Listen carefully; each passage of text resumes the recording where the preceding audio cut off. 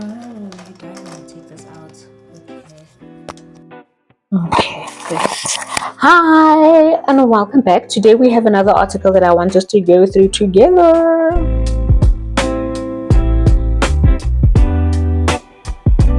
Okay, so I got curious and then I found this article. But this is something I've always been curious about. I've always been worried about people that just don't have as much access to things the way other people do, right? And this includes people that are deaf, disabilities, whatever it is, and living in rural areas or in townships and whatever, how difficult it is for those people to get adequate mental health support. Because as someone that has lived in urban areas my entire life, I still found it not to be the easiest thing to do to get support for mental health. But I did find that it was an easier conversation. And yeah, it was less of a we're judging you type of thing compared to in a rural area. So now I'm staying in a rural area and I really do worry about my community on like how well versed are they on anything that has to do with mental health, but also what is the Department of Health doing to support the mental health space over here? Because we keep going back to that 5% that the health department, allocates to mental health. Maybe it's big. Maybe I'm the one who just doesn't understand it. I'm the one that expects more. But like 5% stresses me out. But I don't know. Maybe it's maybe it's a good number.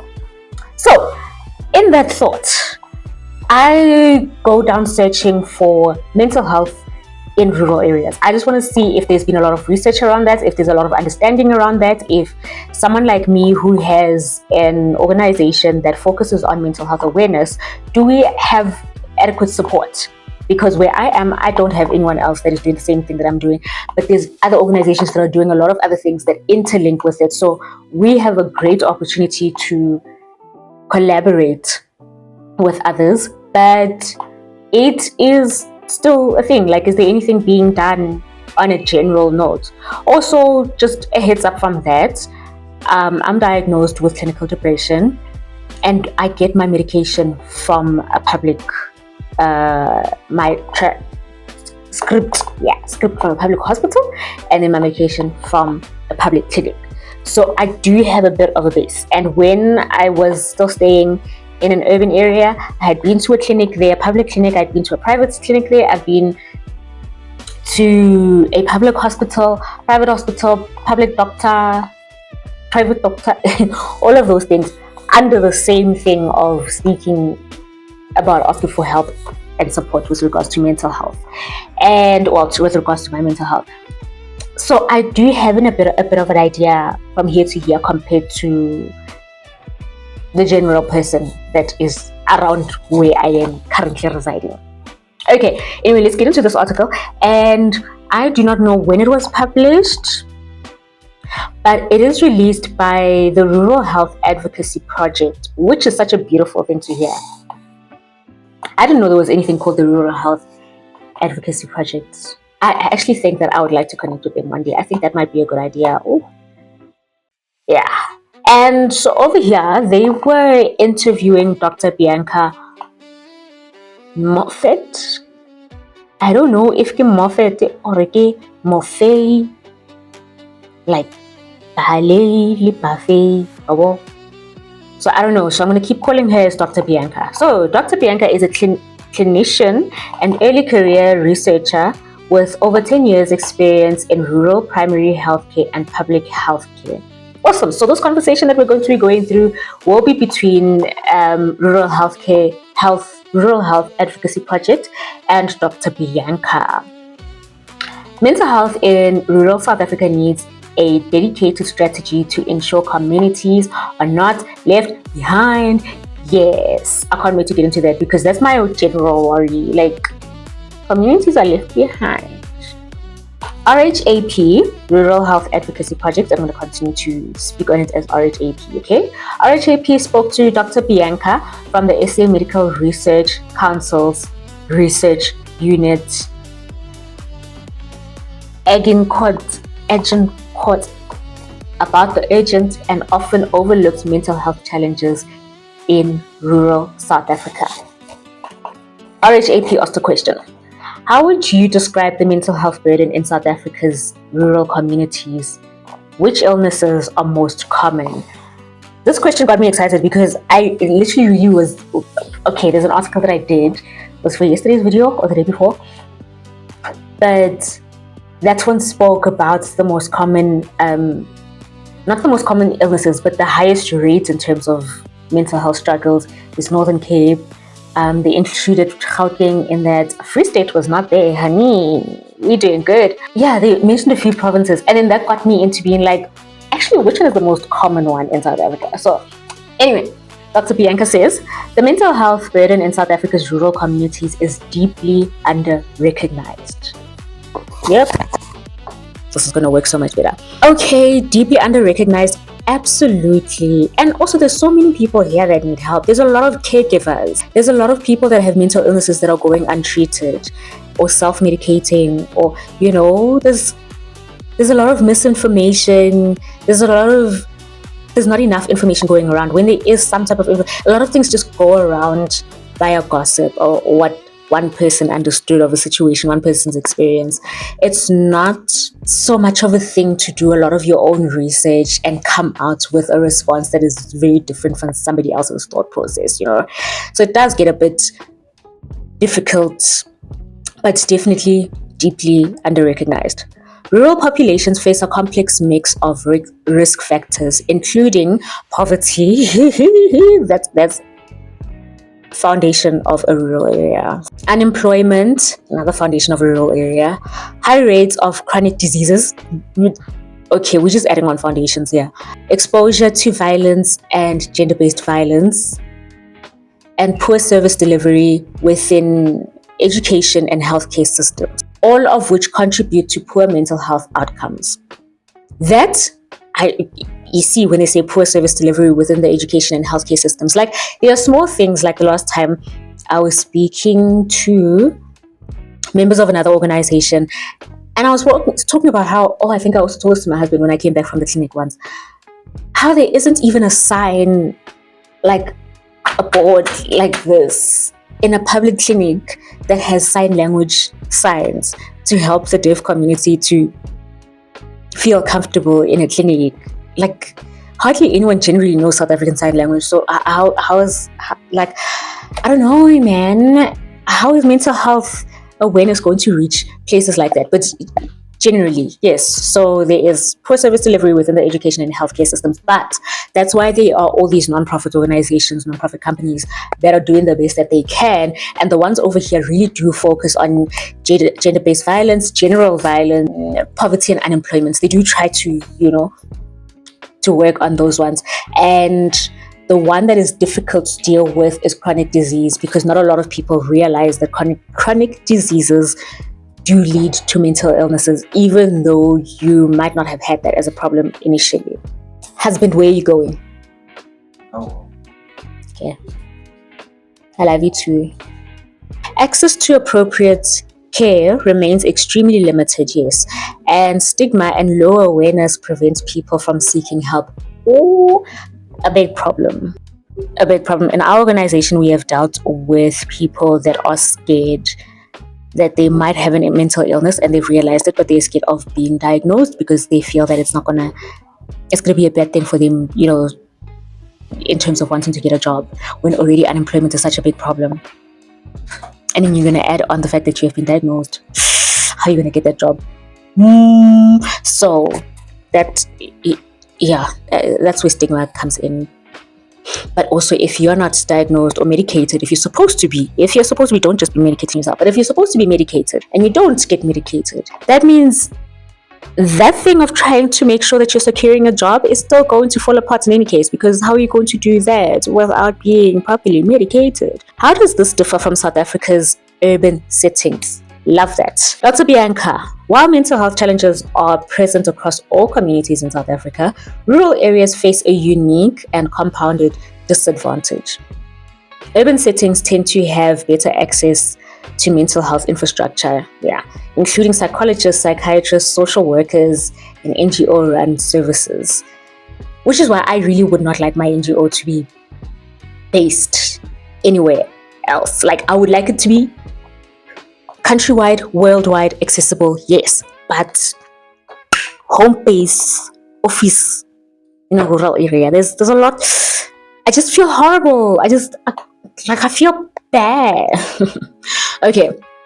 Even if these resources are still overstretched, and that's the thing, they are so overstretched in urban areas. Now imagine over here. That was the last time when we had like a mental health chat. Well, the psychologist that works here was speaking at an event that we were attending, and he works at a public hospital. And he was like, what? I think there was like 20 facilities that he's working under, which is why working for in the government space, which is why when you make an appointment today with a psychologist, you will get it months later, because he is the only one rotating around the hospitals and clinics over here. If I go to a clinic close to me and I go to a clinic 15 minutes away, I'm still going to be getting the same person. And like, what do we expect from that one person? There's only so much they can do, and it would be so helpful, especially because that psychologist is very open about it. He goes on radio stations, goes on talks, having talks at events and whatever, and they are very helpful. So it would be nice to know that they are under like a whole community, helping them out. In contrast, rural areas often rely on a small number of generalist primary healthcare doctors, nurses, and community health workers, many of whom have limited mental health training and are working in chronically inefficient and under-resourced facilities and facing a complex burden of disease. Next question. Based on your research, what trends have emerged in rural mental health in the last 2 years, either positive shifts or growing concerns? And I don't know which of these years are the 2 years that they're speaking about, because there is no date or anything like that on this article. So let's say it was 2025 and 2024. Okay? Dr. Bianca says, over the past decade, we've seen growing awareness of mental health needs in South Africa among healthcare workers, policymakers, and the general public, particularly youth and adolescents, which is a really wonderful thing. While we're speaking on all the negative stuff, it's really nice for us to come back to the positive stuff. Yes, especially the youth. The youth really are open-minded to all this mental health awareness stuff, and they really are putting in the effort, and they really are trying, and they really are understanding, which makes it better for them to deal with other people in their lives that are struggling or suffering from these mental illnesses. Amazing. Okay.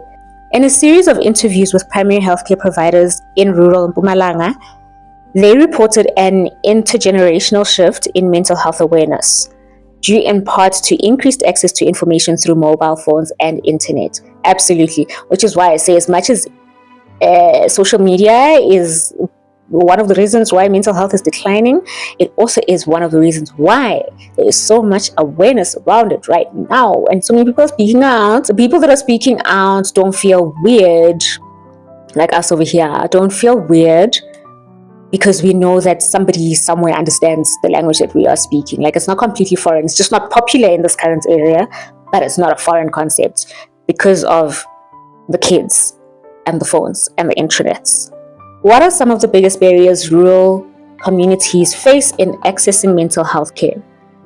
How can these changed? How have these changed or persisted in recent years? Okay, I'm not going to go through her description of the barriers, but I'll tell you what she said all the barriers are.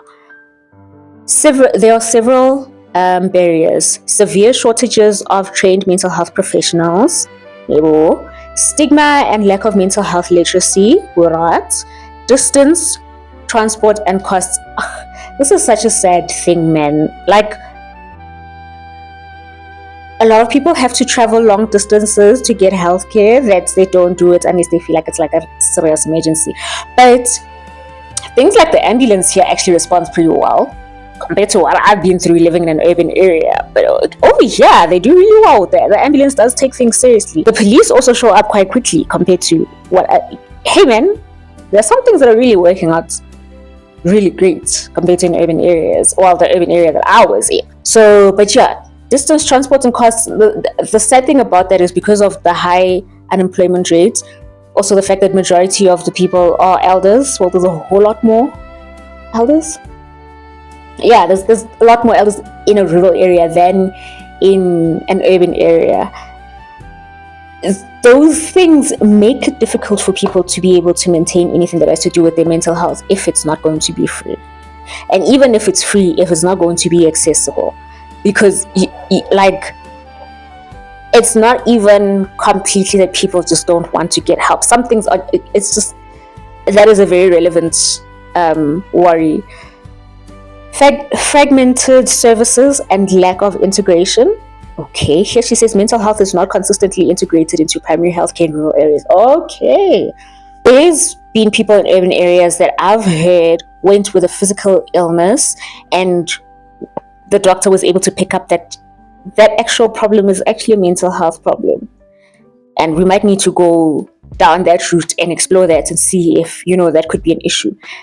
That is so much easier to pick up in an urban area because of the knowledge that, a lot of the mental health is integrated into the primary healthcare space a lot better than over here. Whereas here, if you go with a lot of physical stuff, it might be quite difficult before your doctor believes when you say it seems like a mental health problem. I had a doctor in a rural area ask me what exactly got me to the point of having a mental illness. Like, oh no, what made you depressed? What is it that's busy making you depressed? And where did it start? Who how did it start? And in the way that question was being asked, because I'm paraphrasing, but the way that question was being asked wasn't such a, okay, what don't you want to get over now? So that, now you are struggling with this thing because you just don't want to get over some stuff. And we all have stuff and we all get over it. It also felt like you need to get to a point where this is just not an issue. And it doesn't always work that way. It can be a temporary situation where you're struggling with your mental health, but it can also be a permanent matter. It doesn't always work that way. But it's weird. I can't have that conversation telling a doctor because then I'm going to struggle getting the right service the next time for being smutty pants. So you just don't. Okay, last worry is language and cultural disconnects. Absolutely, I believe this one is because it's difficult to explain mental illness, mental health in another language in a way that person will understand. So many cultures have just figured out a way of living with all these problems and giving its own name and whatever, that now explaining that you need to almost know the language almost fluently to be able to explain it to the next person in a way that they will really be able to comprehend it. Otherwise, you're basically just saying having depression means you're sad, having anxiety means you're scared, having bipolar means you're moody. Like, it's not just like not just like that. There are potential rural mental health interventions. Awesome. And we will discuss this part in part 2 of Rural Health Advocacy Project and Dr. Bianca. Alright, so please do stick around for part 2 of this conversation. It should be up, if not tonight, then tomorrow. Okay? See you then.